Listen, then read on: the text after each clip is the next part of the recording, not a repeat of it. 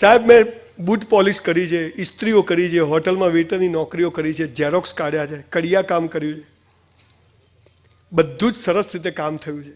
બીજી અવસ્થા ઈશ્વરના હાથમાં છે. ત્રીજી અવસ્થા પ્રેમ થવો, લગ્ન થવો.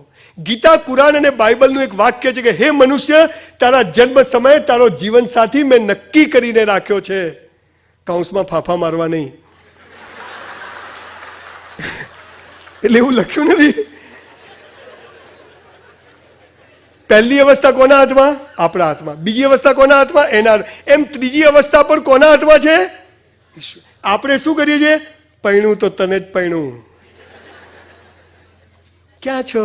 એટલે ઠોકાઈ જશે. શું કહો છો? ક્યાં છે? શું બધા કેમ હવે ફોન નથી કરતા? બેલેન્સ નહીં ક્યાંથી કરે ભાઈ? પ્રેમ આ દુનિયાનો સૌથી અદ્ભુત શબ્દ. પહેલી જ નજરે પ્રેમ થઈ ગયો સાહેબ.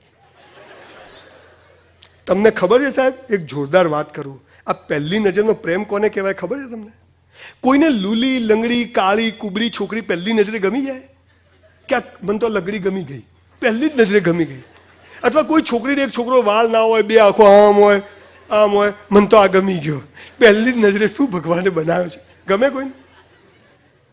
બધું બરાબર હોય તો જ પહેલી નજરે પ્રેમ થાય. હવે આ પહેલી નજરનો પ્રેમ કોને કહેવાય ખબર છે?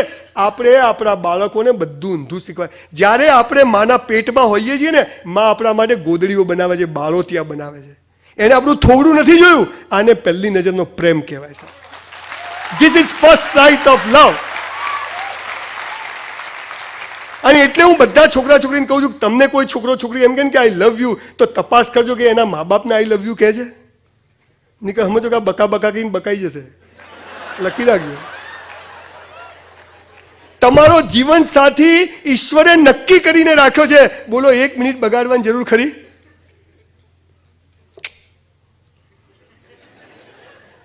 હમણાં નીકળશે સાલા, તું નીકળી જશે, યાદ રાખજે.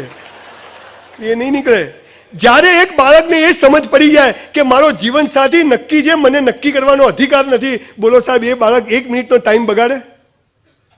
આ તો 3, 4, 5 વર્ષ પ્રેમ થાય અને પછી કે હવે લોચા થઈ ગયા. લોચા જ થઈ ગયા સાહેબ. એ થવાનું હોય તો ત્યાં પણ થાય, પણ જીવન સાથી જેમ તમને મા બાપ નક્કી કરવાનો અધિકાર નથી, તમને ભાઈ બહેન નક્કી કરવાનો અધિકાર નથી, એમ તમને જીવન સાથી પણ નક્કી કરવાનો અધિકાર નથી. આ ત્રીજી અવસ્થા ઈશ્વરના હાથમાં છે. આપણે કે ના, મારા હાથમાં છે. સલમાન ખાને કેટલી ફિલ્ડિંગ ભરી બાપડે. છેલ્લે બીંગ હ્યુમન લખવું પડ્યું.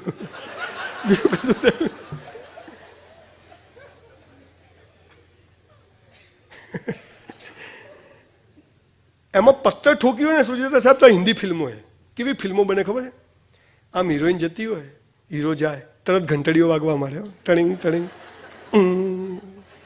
પાછો કડકો ઢૂસ જેવો લુખ્ખો ટાટ, પણ એની પાસે 30 લાખનું બાઇક હોય. ચાલુ મારે તો હગાઈ કરીને સાયકલ હતી મારી પાસે. અને પછી 2 જણા પ્રેમ થાય, ફરવા જાય. એમ કરતાં કરતાં ઇન્ટરવેલમાં છોકરીના બાપાને ખબર પડી જાય. કહા ગઈ થી, મુझे જાને દો. નહીં, ઇન્ટરવેલ. એટલે આપણે પાછા કે હવે શું થશે, તારું શું થાય વિચાર, એનું છો જે થવાનું થાય. પછી ઇન્ટરવેલ પછી છોકરી અમેરિકા જતી રહે. નરેન્દ્રબેન વિઝા ના મળે, પણ પેલી તરત મળી જાય. અઠવાડિયામાં પેલાના કડકા દોસ્તારો કે વો તો ગઈ, તો પેલા બધા ત્યાં ફિક્સ એક જગ્યાએ મોલમાં ભેગા થાય.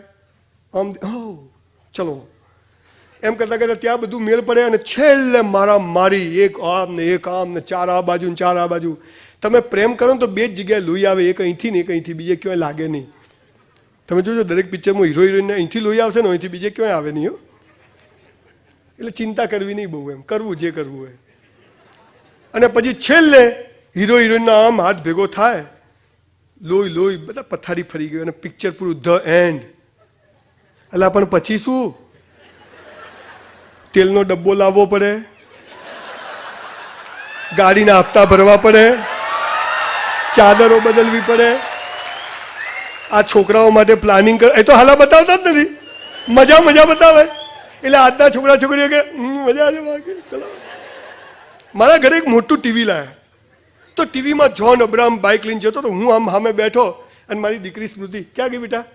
ઊભી થા, બધાને બતાવો કે આ મારું મોડલ છે છેલ્લું, આ મારું છેલ્લું સાહસ છે. જોરદાર. ભગવાને છેલ્લા મોડેલો બનાવીને પછી બંધ કરી દીધું બધા મોડેલો, લાસ્ટ મોડેલ. તો સ્મૃતિ બાજુમાં બેઠેલી, તો જોન અબ્રાહમ પાછળ બિપાશા બાસુ, જોવું ગમે એવું કપલ, સારું જોવું, એમાં કંઈ ખોટું નથી. આમ જાય, બાઇક લઈને જાય, આમ તેમ ફરે, ઝાડ પાછળ ગયા પાછા બહાર આવ્યા. પટ્ટ દઈને વોશિંગ પાવડર દીનમાં હું તો ચમકી ગયો એકદમ. ગીત પૂરું થઈ ગયું. તો સ્મૃતિ શું કે ખબર? પપ્પા શું દેખતા હતા? મેં તું બેટા કઈ નહીં. મને કે બોલો. મને કે તમે આવું કર્યું હતું? અલા ક્યોથી કરે બાપુ, ક્યોથી બાઇક આવે ને ક્યોથી બિપાસા આવે.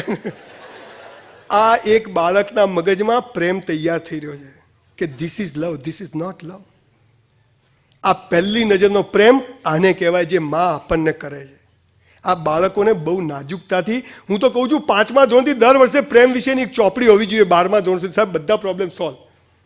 ખબર જ નથી. બાળકને ઘરમાં ગળે મળશો ને તો બાળક બહાર કોઈને ગળે નહીં મળે સાહેબ. આ તમને અદ્ભુત સત્ય કહ્યું. બાળકને એટલી હૂંફ આપો કે એને કોઈ છોકરો કે છોકરી ગમે ને તો એ પહેલી વાર ઘરમાં એની મમ્મી કે પપ્પાને કહે મને એક છોકરો ગમ્યો છે. એ કહેતા એમ નહીં કહેવાનું તને આના માટે મોકલ્યા છે, એટલે તમે કોઈ ના કર્યું એટલે એ બી ના કરે. આ તો કોઈ રીત છે યાર. જીવનસાથી પ્રેમ લગ્ન કે એરેન્જ મેરેજની વાત નથી કરતો. કોઈ પણ સ્વરૂપે જીવનસાથી ઈશ્વરના હાથમાં છે. કોઈને 10 વર્ષ પ્રેમ કરો ને લગ્ન ના થાય તો ચિંતા નહીં કરવાની, કે પ્રેમ એટલે લગ્ન નથી. લોચા છે આ વિશે બહુ લાંબો છે એટલે વધારે નથી બોલતો. પણ પ્રેમ તમારા જીવનસાથી નક્કી છે, તમારું જોડું નક્કી કરી રાખ્યું છે. 1 મિનિટ બગાડવી નહીં. કસરત કરો, વાંચન કરો, બોડી બનાવો, મસ્ત જીવો, અને જ્યારે જે પાત્ર મળે ત્યારે એટલો પ્રેમ કરવાનો કે બીજા કોઈ પ્રેમની જરૂર પડે નહીં. ધીસ ઇઝ લગ્ન. ફાધર વાલેસની એક ચોપડી છે લગ્ન સાગર, વાંચી જજો. અને બધાને કહું છું ઓશોની એક ચોપડી છે સંભોગથી સમાધિ સુધી. તમને બધાને કદાચ સભ્ય સમાજમાં સારું નહીં લાગે પણ તમારા દીકરા દીકરીઓને આ ચોપડી ખાસ વંચાવજો, બધો ધુમાડો નીકળી જશે. આ ભાઈ તો કેવું બોલે ભાઈ, બીજી વાર ના બોલાતો સંજયભાઈ. આપણે કેવું બીજી વાર આવું જ છે. ભય મુક્ત જીવન, ભયમાં જીવવું જ નહીં. અમારી કોલેજમાંથી એકવાર પ્રવાસ જતા હતા તો કોલેજના ગેટ આગળ બસ ઊભી રહેલી. જતા હતા આર્ટ્સવાળા, હું ભણું સાયન્સમાં. તો પેલા સંજીવન બોલાવો, મને બોલાવ્યો. આપણો ધંધો જાઓ પહેલેથી લોકો નસાવાનો. તો બધા બસમાં ચડી ગયા એટલે હું ચડવા જતો હતો અને એક આર્ટ્સની એક છોકરી બસમાં ચડવા ગઈ અને એ બસમાં ચડવા ગઈ મારો હાથ એને આમ ઘસાયો. મને બી આવી મજા સાહેબ, એમ ઇજ્જતની. પેલી છોકરી મને કે દેખતો નથી, માપમાં રહેજે. હવે આમાં શું માપ? હવે હાથ અડી ગયો તો શું માપ? હવે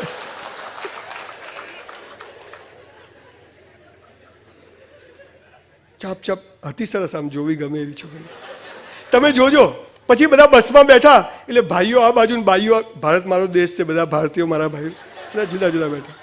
આ અહીં મને આ ગમ્યું હો રજનીભાઈ, બધા ભાઈઓ બધા બહેનો સાથે બેઠા. નકર બહેનો વળી આ બાજુ હોય, બધા આ બાજુ. તમે જો મોરારી બાપુની કથામાં ભાઈઓ ભાઈઓ અલગ, એટલે આ તો હદ કહેવાય સારી. ક્યાંય ભરોસો નહીં. આ સમય શેની જુદી? મંદિરમાં લાઈનો ભાઈઓ ભાઈઓની અલગ. હદ થઈ ગઈ. આપણા મગજમાં સાહેબ બેસતું નથી હો કશું, એટલે છોડો બધી. બસમાં બેઠા, મેં તો જોક્સ ચાલુ કર્યા, બધા હશે. પણ પેલી છોકરી, હું એની સામે જોઉં ને તો જાણે ભારત પાકિસ્તાન. પણ સાલું મારું બી ધ્યાન રહી રહીને ત્યાં જ જાય. તમે જોજો તમારો એક દાંત પડી જાય ને તો જીભ ત્યાં જ જશે, હે ને? હું એની સામે જોઉં એટલે પેલી છોકરી ગયા. આખા દિવસની વાત નથી કરતો, લાંબી વાત છે. તારંગા પ્રવાસ ગયા, આખો દિવસ પૂરો કર્યો. સાંજે પાછા આવ્યા, બસમાંથી ઉતર્યા. પણ બાપુ એમ હિંમત હારે, બધા ઉતરે એટલે હું તો ઊભો રહ્યો. પેલી છોકરી આવી, બધું ઊભી રહે. મને કે શું છે? હું ગભરાયો. ભય મુક્ત જીવન ક્યાંથી લાવે આવા સમય? પણ આ તો બાપુ ભય ચૂલામાં જાય, દિલ હે કે માનતા નહીં. મેં તો ઊભી રહે. મેં એના વખાણ ચાલુ કર્યા, છોકરીઓના વખાણ કરવા, હાચા ખોટા. અને છોકરીઓએ કોઈ બી વખાણ કરે એટલે સમજવું કે આ ઉલ્લુ બનાવે છે. મેં કીધું તું હસતી નથી, સરસ દાંત બાત વાળ આપણે બધું સરસ છોકરી. મને કે તાર છે શું? અલા કીધું તું તો જેની જોડે લગ્ન કરશે એનું તો જીવન ધન્ય થઈ જશે. મને કે તારી ચિંતા કર, મારી મત કર. અરે બધું જા ચૂલામ. હું ઘરે આવ્યો ને મારા બાપા બહાર જ બેઠેલા. મને કે ક્યાં ગયો તો? મારા બાપાથી આપણી આમ થાય.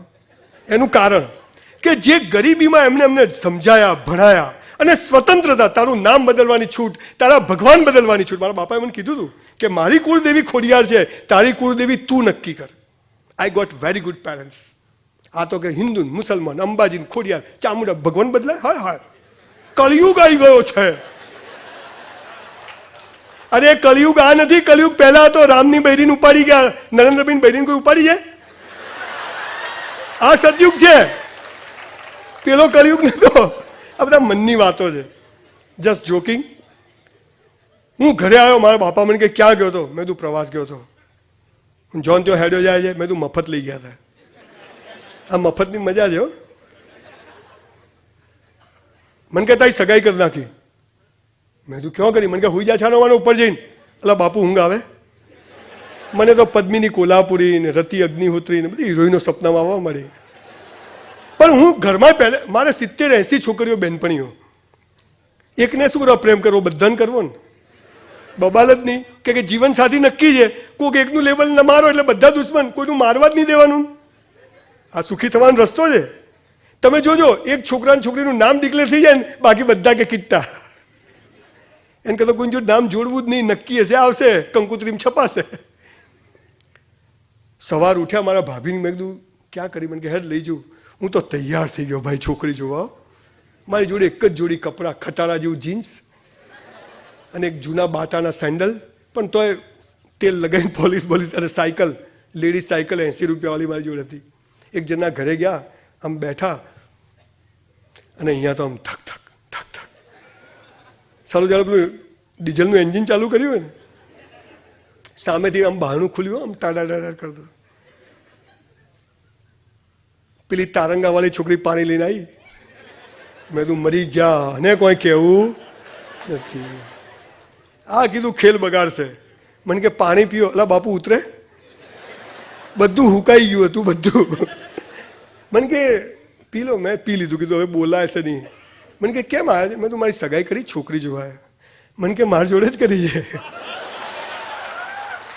આ બેઠી અહીંયા 27 વર્ષથી હજી બદલી નથી, અને કોઈ પ્લાનિંગ બી નથી.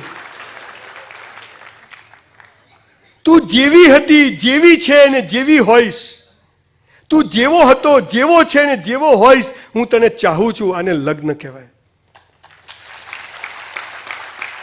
આ પેલું 5-5 મિનિટે બદલાઈ જાય ને બધું, એ લગ્ન ના કહેવાય.